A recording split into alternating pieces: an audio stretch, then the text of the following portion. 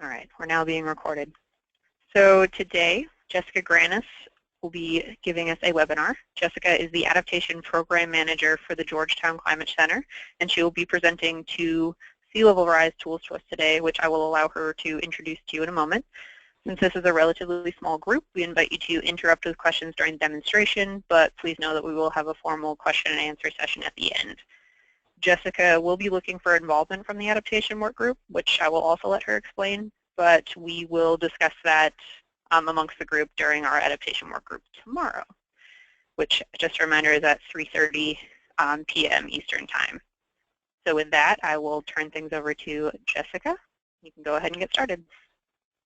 Great, thank you so much.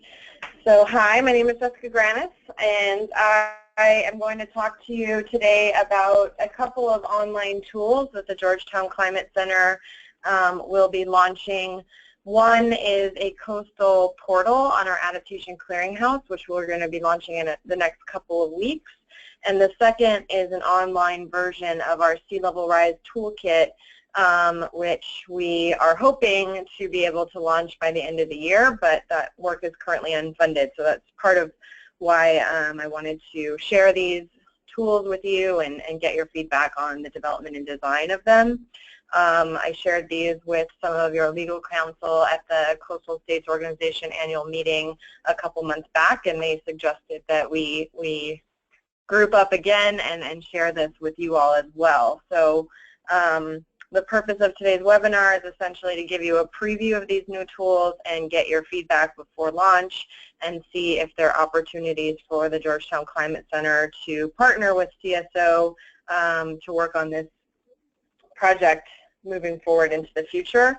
If you aren't familiar with the Climate Center, we're based out of Georgetown Law School, and we were created to be a resource for states on climate policy.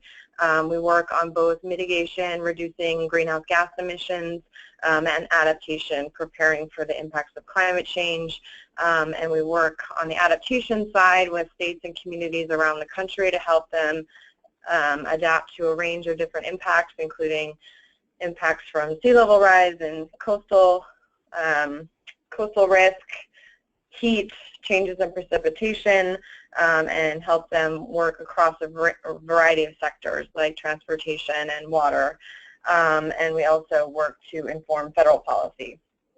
So some of you may be familiar with our Adaptation Clearinghouse, which is shown here, and this is not what the site will look like in a couple of weeks. We're getting ready to dramatically revamp the site and offer a lot of new functionality that we're hoping will make it a lot easier for practitioners looking for help with their climate preparedness work to find the resources that are most targeted to what their needs are.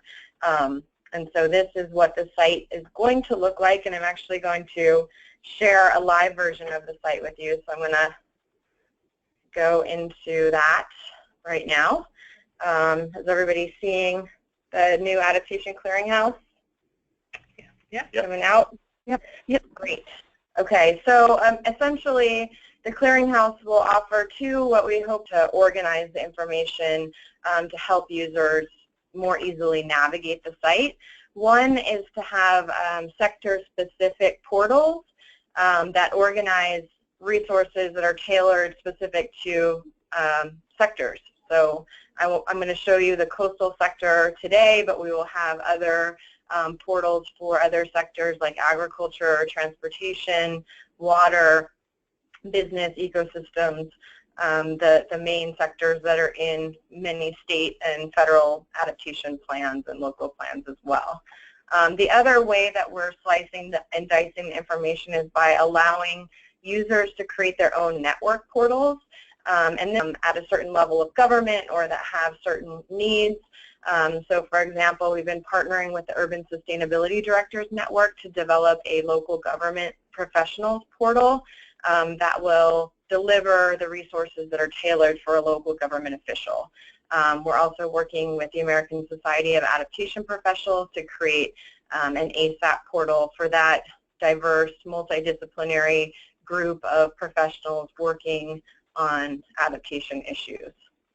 But today I want to share the coastal sector pages with you and get your feedback in terms of whether or not you think this is going to be a resource that will be helpful to you at the state level, how we can design it to be useful to local governments that you work with, what resources need to be in here, are we organizing it in a way that makes sense. So essentially this new functionality will allow you to create pages that are powered by very detailed tagging that we have for each resource that goes into the clearinghouse. And you can organize them in a tab structure to help people find the things that they're looking for. So for example, if you're looking for plans that have a coastal focus, you can go to an adaptation planning tab, and that will populate all of the different state, local, federal plans that are being developed that have treatment of coastal impacts from climate change. And then you can use our filtering to narrow that list down to the specific kinds of plans that you're looking for. So for example, if you were looking for plans that wildlife plans that have a coastal focus, you could use our plan type tag to narrow down to plans that are looking at impacts to wildlife and habitat. And so even within this list, you can find all the state wildlife action plans that have a treatment of that are tailored for working and looking at coastal impacts. We can pull up all of the science and tools that are designed to help practitioners understand what their risks are going to be in the coastal context. We can pull up the laws and regulations that are being adopted at the state, local, and federal level to address coastal impacts. And you can, for each of these, filter them down. So if you are only looking for local laws that were adopted or laws that apply to local governments, you can use the tagging to pull up the most relevant resources. We also have the ability to create call-out boxes so you can direct people to the resources that are most on point. We can create, so most of our organization centers around the category of the resource type, so adaptation strategies, science, and tools, but we can also create more sector, more granular tags in terms of the sector. So we could create a tab on fisheries. We could create a tab that's specific to ocean impacts, like ocean acidification. And so all of this tab structure is customizable and changeable based upon user input and partners that we're working with. So I could show you also the water sector pages that we're developing in coordination with EPA.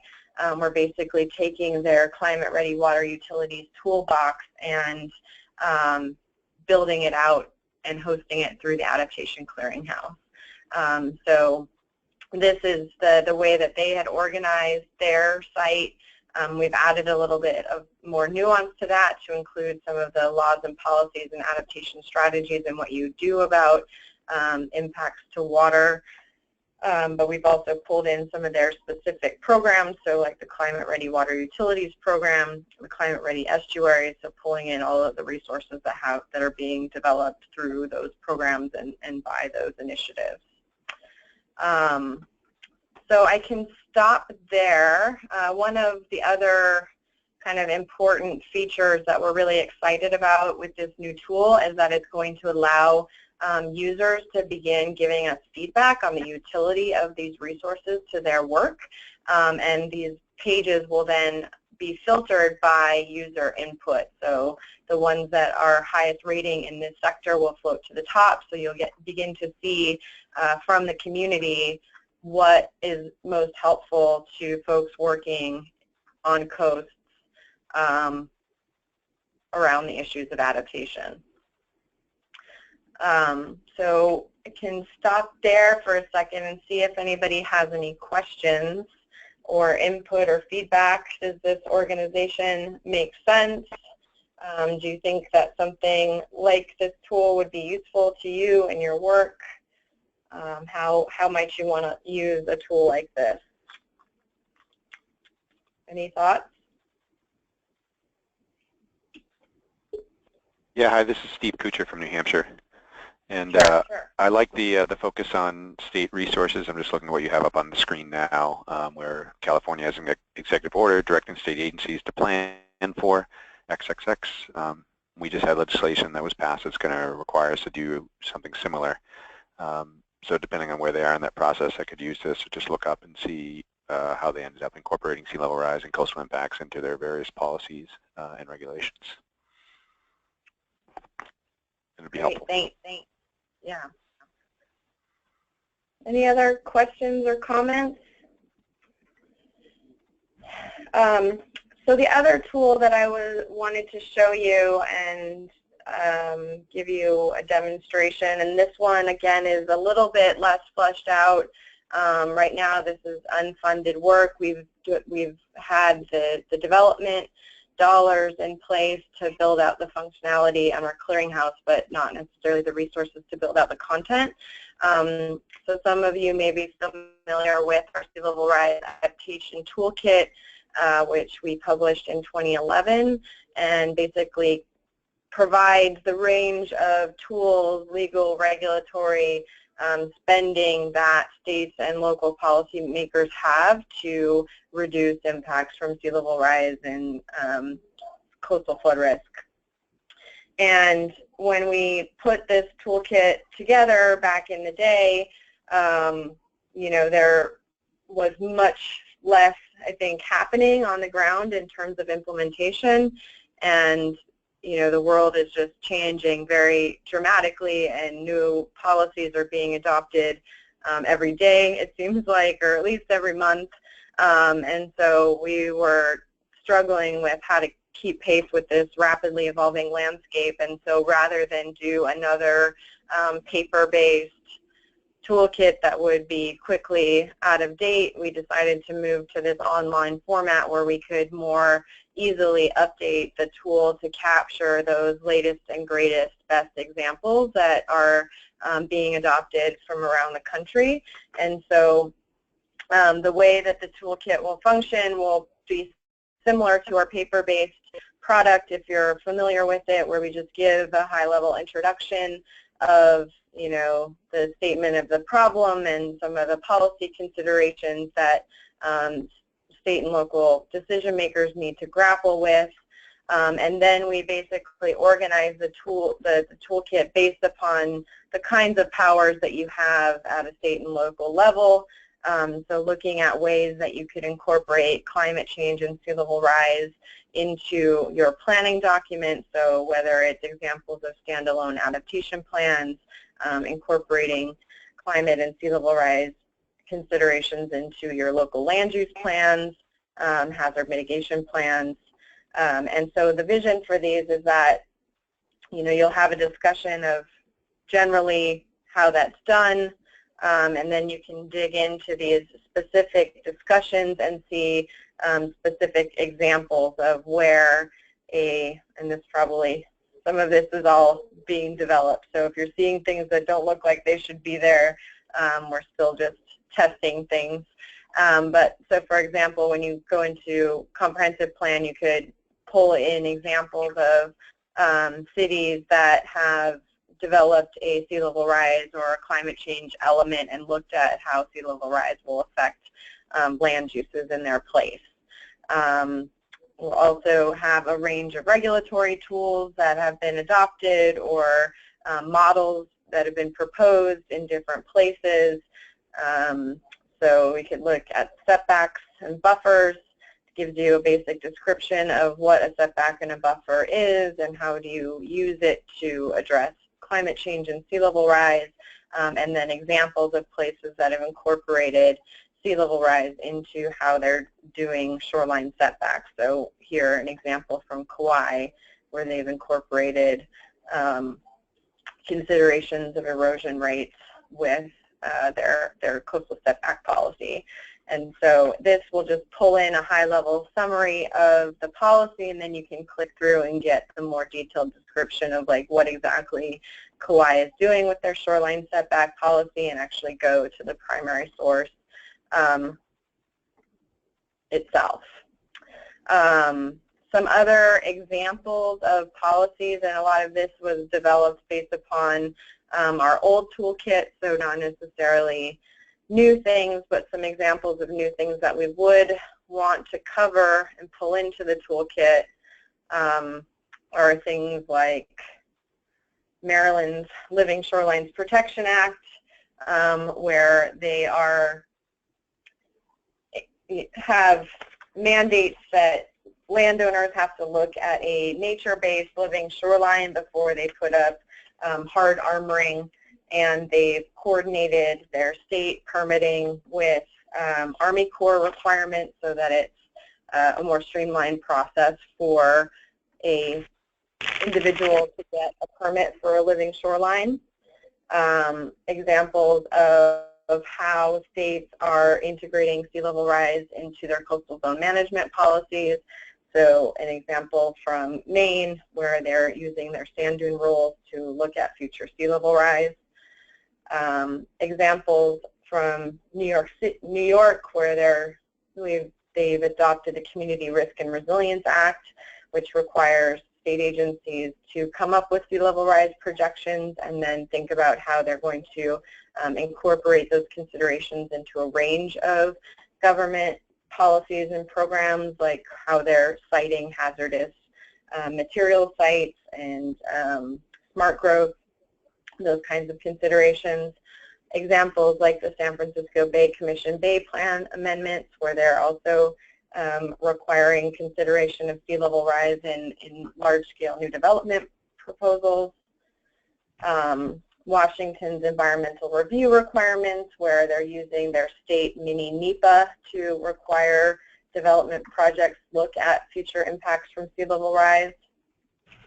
And various different funding programs where states are directing revenues to help localities plan for future sea level rise, or to fund specific types of resiliency projects.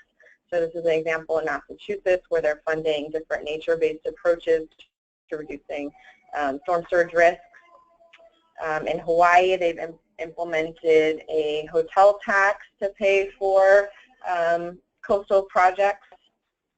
In Connecticut, they are using, they've created the Shore Up program to provide low-interest loans to help homeowners retrofit buildings to be more flood resilient after Sandy.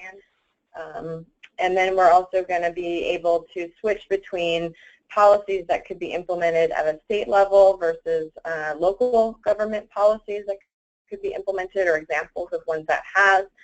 This is an example from Boston, where they've incorporated in their zoning regulations a checklist that require developers for large-scale new development projects to look at future climate impacts and integrate measures to mitigate and reduce risks.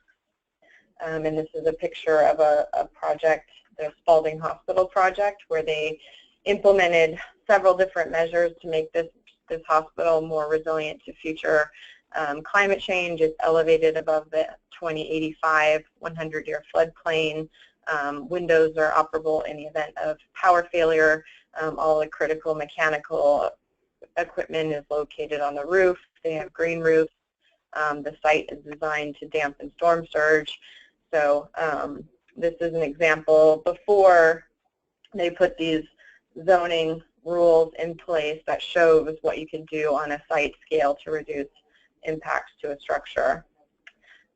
Examples that are analogs that weren't necessarily put in place with climate change in mind, but are good best practices. This is from Charlotte-Mecklenburg County, where they're using stormwater fees to do buyouts and do river restoration programs and create both flood risk reduction projects that also have recreational benefits and provide open space and park space for communities on an everyday basis. And examples where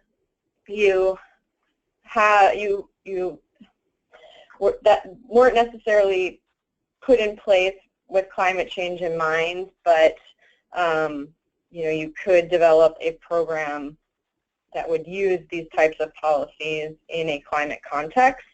So transferable development rights are one example where this type of policy has been used really successfully to preserve agricultural lands, particularly here in the DC area and Montgomery County, where they've been successful at directing development into the city core and preserving the ag lands on the periphery.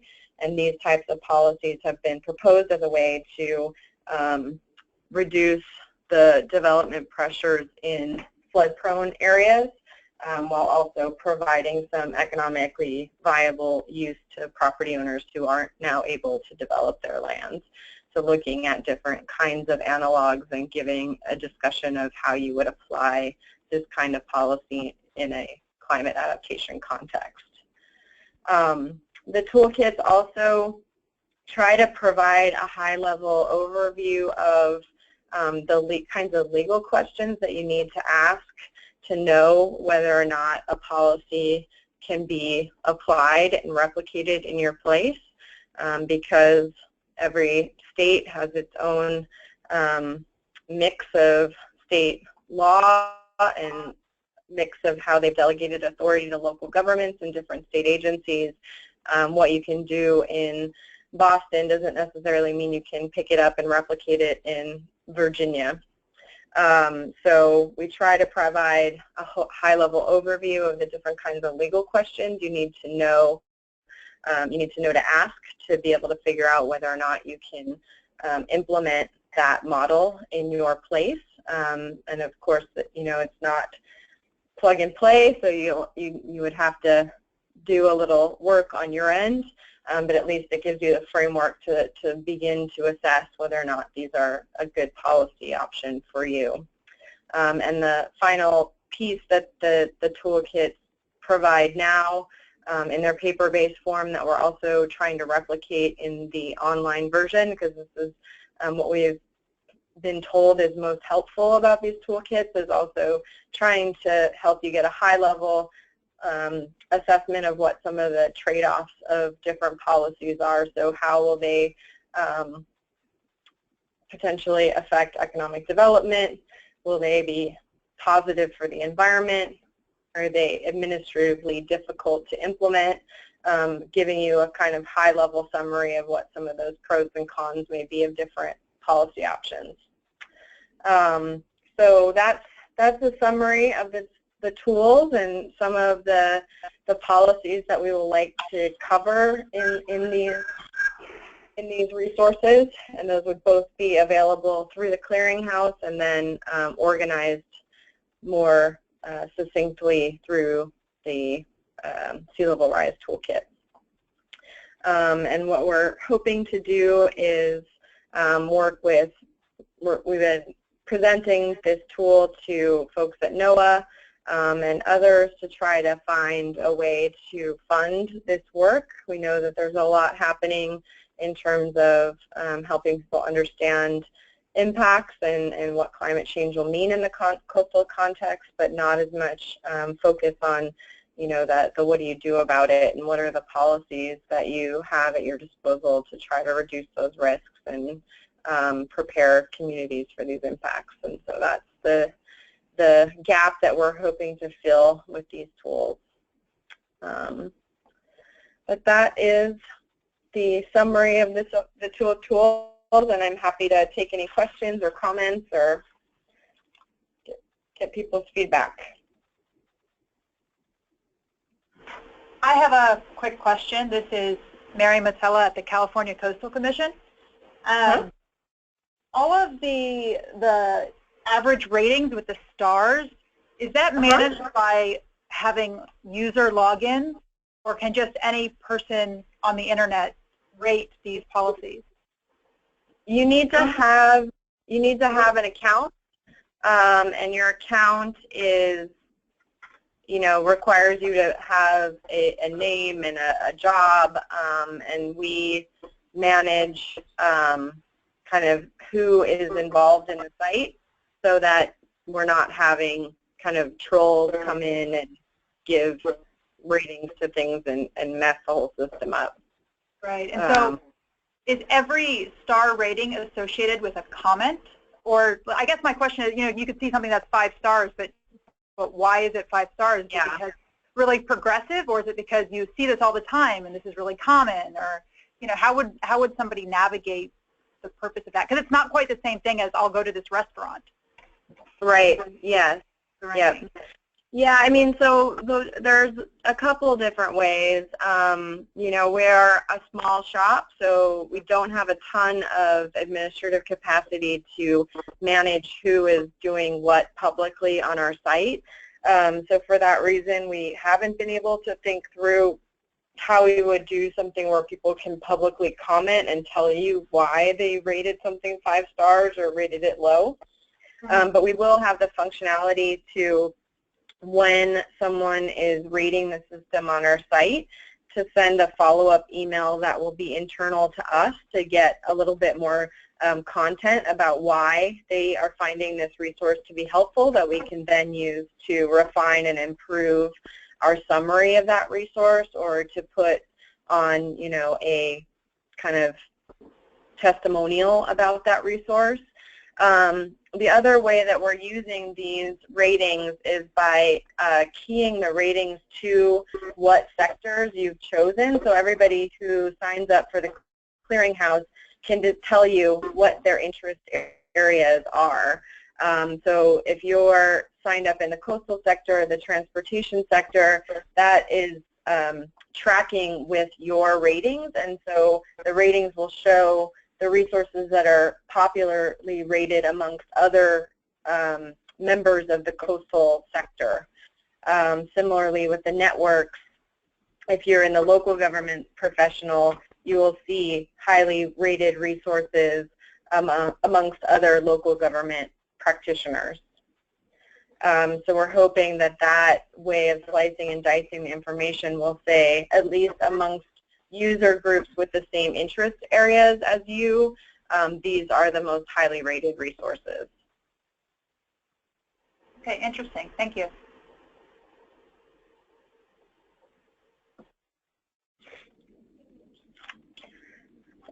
Any other questions or comments? I mean, how all are you finding information like this now, and would you potentially use a system like this? I mean, I think, one of the ways that we're thinking about partnering with others is trying to help them get their feedback in terms of, coastal basics. So for every sector page, we want to have that top 10 list of resources to get people started. Like, what are those 101 coastal resources that would help people understand basically what the risks are and how you would get started with a planning process. We also have the ability to do call-out boxes, so what kinds of things are so useful that, we should be directing people to them first step. So like here we can direct people to NOAA's Adaptation Climate Change Guide. Is the organization. Yeah, go ahead. Yeah, Jessica, this is Scudder Mackey in Ohio, and really appreciate your presentations. Similar to Steve's comment, really have an interest in some of the highlighting some of the examples of incentives that have been applied. I mean, a lot of this, in some respects, I have a feeling that we look at this from a technical side, a scientific side, in the sense, oh, there's a risk, climate change is happening. There's, we need to think about resiliency. But part of the problem is that a lot of times folks don't necessarily believe us, okay? So if there's an incentive package that we can use, it's like a bait and switch type of deal here. That's a tough way to put it, okay? So you can laugh at me, but it's sort of like, hey, if in the actions that you take that there are incentives and or distinct benefits that go beyond just risk reduction. I find that many times it's easier to convince municipalities or folks to move forward along that path. And I think having examples of how this may be done in other states, the types of incentive packages they may offer, or maybe other things that say, hey, there's other derivative benefits from taking these actions beyond just risk reduction, even though that's what we are focused on. I find a lot of times that that is a more powerful way of getting people to engage and to actually invest and do the things they need to do. Yeah, and in terms of incentives, I mean, you're talking more about if you adopt a certain policy, so like a 3-foot freeboard standard, what benefits does that generate beyond just the risk reduction benefits? So, for example, insurance savings. And your question. Sorry, go ahead. No, that's fine. Okay. Yeah, I mean, sorry. Yeah, I mean, I think to a certain degree, like our toolkit tries to capture that at a very high level. I mean, we don't get into the weeds, but we try to say, if you adopt a shoreline setback, it'll have this range of co-benefits, essentially, at a very high level. But the other thing is I think that we can try to capture, and we'll try to capture in these sector-specific tabs, is resources that are coming out to help policymakers communicate not only about impacts but about the benefits of different resilience measures. But that's an interesting. I mean, I think that the literature that is out there on that front is sparse. I don't know that there's great. Would the word lame be a better word for that? Yeah, and the reason I say that is I do find that if I can somehow package this in a way that, there are other benefits that are derived, and you really do have to dig a little bit and think outside the box, and not just as a science person or as someone who's, focused on risk. And I think that there are some things out there, but we just, because they are different, we don't necessarily capture them. And this is, I could see what you've presented here as being a way to start to sort of capture that and share that, because I think that could be very useful in terms of helping the implementation side of this. Yeah. No, that's interesting. And I mean, I think we do try to capture that, again, at a very high level through these toolkits, but I think, that gives me some food for thought about how we could do that better. And okay. Yeah. Other thoughts or questions? Any thoughts in terms of whether or not this kind of breakdown of the toolkit is what you're looking for? Are you looking for both policies and laws that have been adopted at the state agency level as well as local government level? Is this kind of list helpful? Any thoughts about the kind of toolkit piece of this?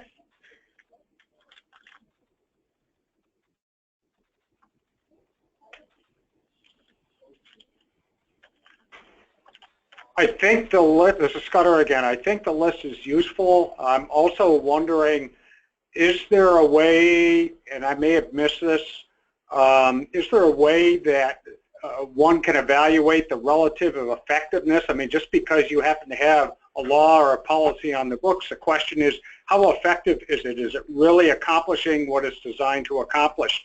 Is there anything, this is sort of moving us down the, maybe the, similar to what CSO success stories, so. Mm-hmm. Yeah, I think so much of the devil is in the details, and like whether or not the policy is being enforced and whether it gets weakened over time.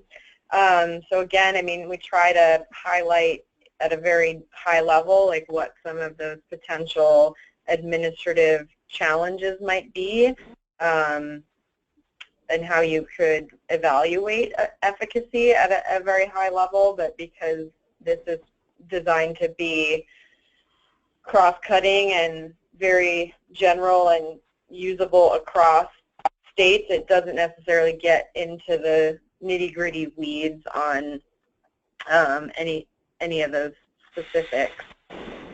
Yeah, but where I'm going here is that in some cases, and I'm not talking about taking a super deep dive in the weeds, but I'm saying, okay, you can list all the policies and the administrative rules and the code that's been passed and things of this sort, but the question is, which are the ones that really work? Okay, and how would you go about evaluating that? Because if you're coming in, let's say if you're a new manager or you're looking to change your program or do something different, and you come in and you look at this whole list of things, and it's sort of like, okay, well, maybe we'll try this or maybe we'll try this. The question is there a place that you can go to say, hey, we have found this approach to be really effective? And I think that we have a fair number of rules and policies on the books, but I have to tell you that some of those things we almost never use.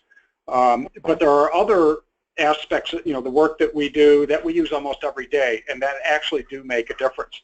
And when it comes to resiliency, it would really be neat to understand, and again, it's going to be, depends on the governance structure and how the particular programs or states are set up, or the municipalities, but some sort of assessment, even in terms of classes of types of ordinances or policies, would be helpful in terms of saying, hey, we found this to be more successful to manage these types of issues versus something else. Just a suggestion, something to think about. No, and that may be something that we would have to do through kind of outreach to individual folks that have, right. These examples on the books in their place, to kind of give it a little bit more nuanced assessment of what's working and what's not and why. That's an interesting suggestion. Yeah. Of course, we'll never admit that something's not working in government, but that's another story. That's always a dangerous thing. But if your job is really focused on trying to accomplish something and having the work that you do be effective, looks good on paper, but in terms of what you really use on a daily basis, that's the sort of meat that I'm interested in, because it's the type of thing I would love to pull into my program if I knew that it was working in other places. Right. Under similar circumstances. Yeah, and I know that I have, did a very superficial, very quick scan through this site. We're in the process right now of giving people access to our beta test site. This isn't live, but we have the ability to give people access. So if any of you would be interested in poking around with the site a little bit more, looking at the functionality, thinking about the organization, we'd love to get any of your feedback about how we can design this in a way that would be most useful to you all, and to continue the conversation and think about ways that we might be able to partner and draw in your expertise to build this out in a way that will really service your needs. In the initial launch of the clearinghouse, we worked with CSO folks to make sure that the coastal pages were tailored in a way that was helpful. So if we could figure out a way to do that again, it would be great to get your input.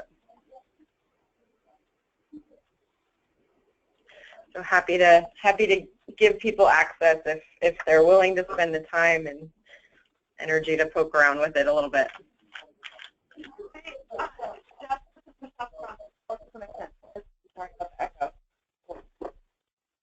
My question was, are you looking for new examples or updates to the I'm sorry, that was so garbled, I couldn't hear. Sorry. Is that better? Yeah. Okay, sorry. I'm just wondering, in your conversion to the online version of the toolkit, are you looking for new examples, new things to highlight there, or do you have all that content ready to go? No, we would definitely, if we are able to get that work funded, we would definitely want to update it and make sure that we're capturing the latest and greatest things that are happening at both the state and local level. So that's definitely a need, and if you have things to share, let me know. We're happy to include that even within these coastal portal pages. Okay, thanks. Yeah, and I mean, we also have the ability to do those little promo boxes. So if there's stuff that you're doing as an adaptation work group through CSO that we could highlight or feature, or things that you've written that you think are a good starting point for coastal basics, that would all be useful input in terms of, just helping people get started.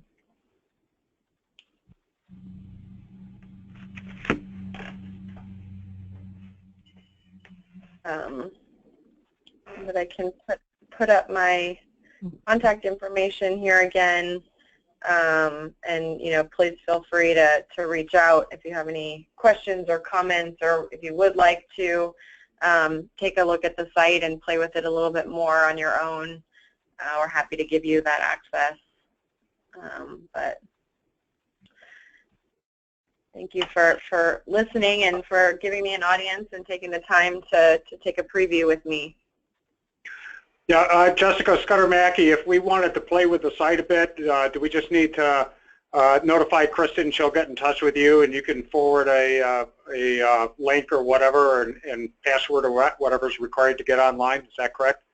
That yeah, either through Kristen, or my email address is up on the screen. You can email me directly, granis@law.georgetown.edu, GRANNIS@law.georgetown.edu. So either through Kristen or otherwise. And then we'll just follow and I'll up be sure to announce. And I'll be sure to announce this at the during the meeting tomorrow. So feel free to use me as your intermediary if you like as well.